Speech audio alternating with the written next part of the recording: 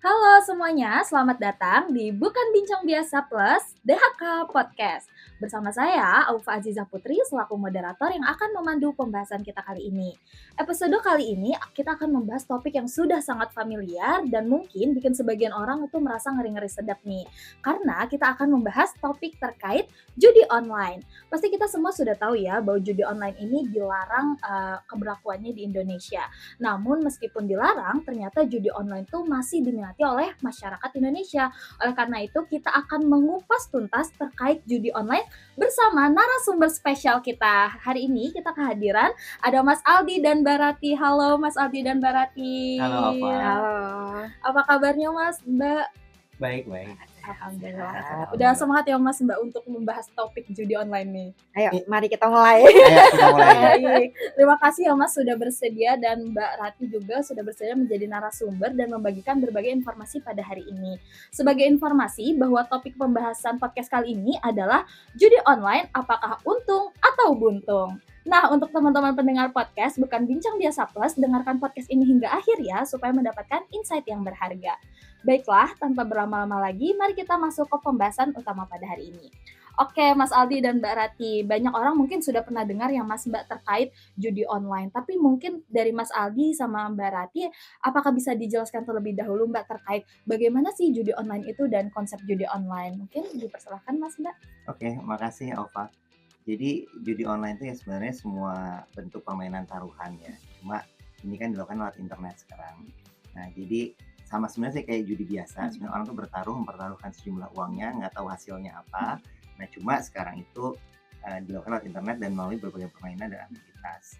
Jadi kalau dulu kan dulu mungkin orang-orang yang mau berjudi harus datang ke kasino, harus datang ke tempat-tempat tertentu. Nah, kalau sekarang tuh cukup dengan menggunakan gawainya atau menggunakan laptop ataupun handphone, mereka sudah bisa melakukan berbagai permainan yang sifatnya judi ini. Bisa macam-macam sih, ada lapangan olahraga, ada poker, blackjack, atau bahkan slot digital. Kalau misalnya dari peraturan perundang-undangan sendiri nih Mas Mbak, kira-kira apakah sudah diatur terkait pengertian judi itu sendiri?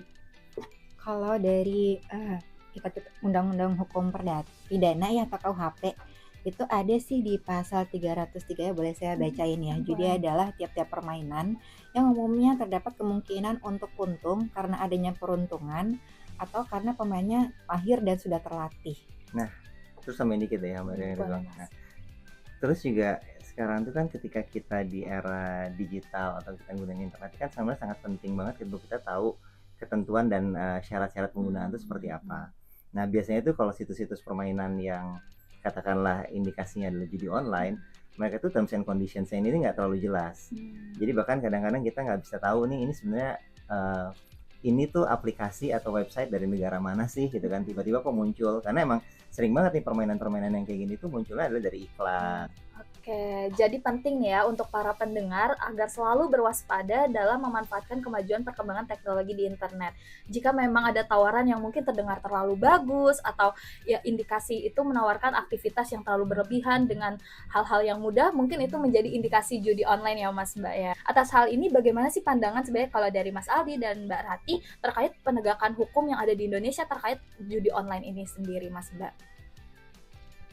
Kita mulai dulu dari ketentuannya kayak gimana ya. Kalau di KUHP yang lama itu kalau boleh saya bacain ya. Jadi barang siapa tanpa mendapatkan izin dan dengan sengaja menawarkan atau memberikan kesempatan untuk permainan judi atau turut serta pada permainan judi sebagai pencaharian akan diancam pidana penjara paling lama 10 tahun atau pidana denda paling banyak 25 juta rupiah. Jadi dia penjara atau denda ya.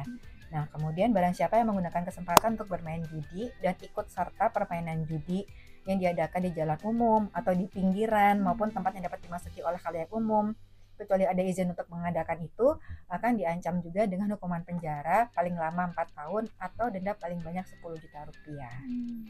Jadi kalau dilihat dari ini nanti akan berlaku mulai tahun 2026 ya. Jadi ada pasal 426 di KUHP baru itu. Ini juga saya coba bacain.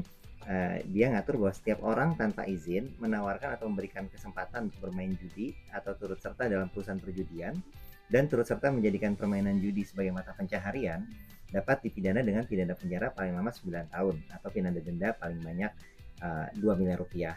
Nah, tapi selain itu juga tetap sama kayak di KUHP yang lama, pasal 427 KUHP baru itu juga ngatur mengenai orang-orang yang berjudi.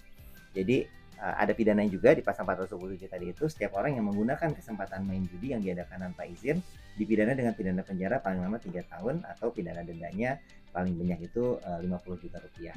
Nah, terus ada lagi yang lebih baru nih di Undang-Undang ITE, itu di pasal 43 ayat 3 itu juga untuk penyelenggara judol. Jadi dia itu bilang tuh, setiap orang yang dengan sengaja dan tanpa hak mendistribusikan, mentransmisikan dan atau membuat dapat diaksesnya informasi elektronik dan atau dokumen elektronik yang memiliki muatan perjudian itu dipidana penjara paling lama 10 tahun dan atau denda paling banyak 10 miliar.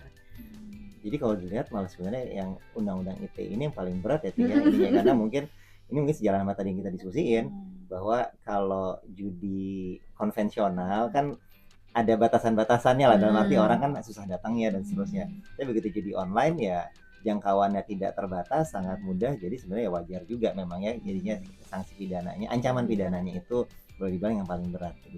Jangkauan wilayah maupun jangkauan ini pesertanya gitu, umurnya gitu, bisa dari yang muda sampai yang tua gitu. Berbagai kalangan ya. Berbagai kalangan, betul. Makanya wajar sih itu jadi paling berat. Oke, berkaitan dengan hal-hal tersebut nih Mas Mbak, ada data dari PPATK yang menyatakan bahwa transaksi judi online itu sudah meningkat 300 kali lipat di tahun 2024 ini. Yang mana data tersebut semakin menunjukkan bahwa adanya peningkatan pengguna judi online dari tahun ke tahun. Nah, menurut Mas dan Mbak sendiri nih, apa sih tantangan utama pemerintah dalam menindak judi online ini? Karena kalau dilihat dari data yang ada justru semakin meningkat nih, walaupun sudah ada aturannya, sudah ada regulasinya, tapi tetap saja judi online tuh masih diminati seperti itu. Satu hal sih ini karena kemajuan teknologi kan ibaratnya satu tempat ditutup bisa jadi tiba-tiba muncul tempat yang baru. Jadi emang itu yang menjadi challenge, apalagi balik lagi ketika kita bicara digitalisasi dan teknologi kan sifatnya global nih. Yang paling susah ditahan juga salah satu kan adalah kalau misalkan itu misalkan pelaku-pelakunya dari luar misalkan, ya kita juga kan nggak bisa, akan sulit bagi kita untuk membatasin misalkan warga negara Indonesia itu untuk mengakses situs-situs yang misalkan yang di Indonesia aja kan nggak mungkin, karena once online ya bisa mengakses seluruh dunia. Jadi salah satu tantangannya kayak itu sih, karena kemajuan teknologi emang demikian pesatnya, kita jadinya akses itu emang sangat mudah, jadi itu salah satu tantangan yang paling besar menurut saya.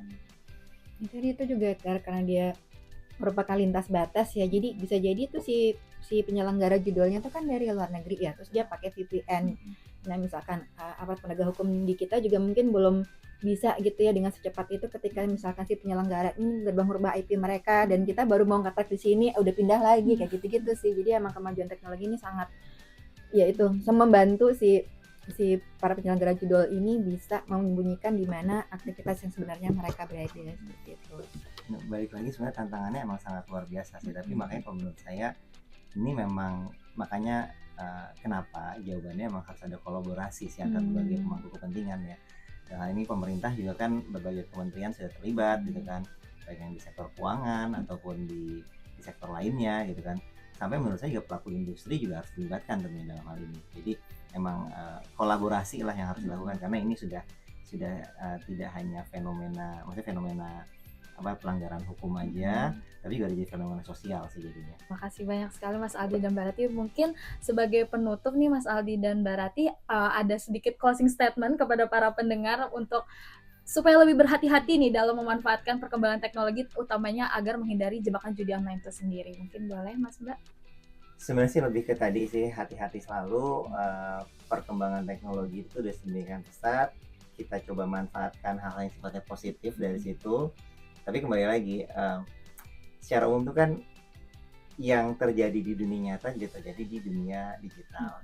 Jadi kalau ada penawaran yang tadi too good to be true, yang kayaknya kok gampang banget, nah di dunia digital sama aja kok, juga nggak ada yang gampang. Di dunia ini emang nggak ada yang gampang, jadi harus selalu hati-hati.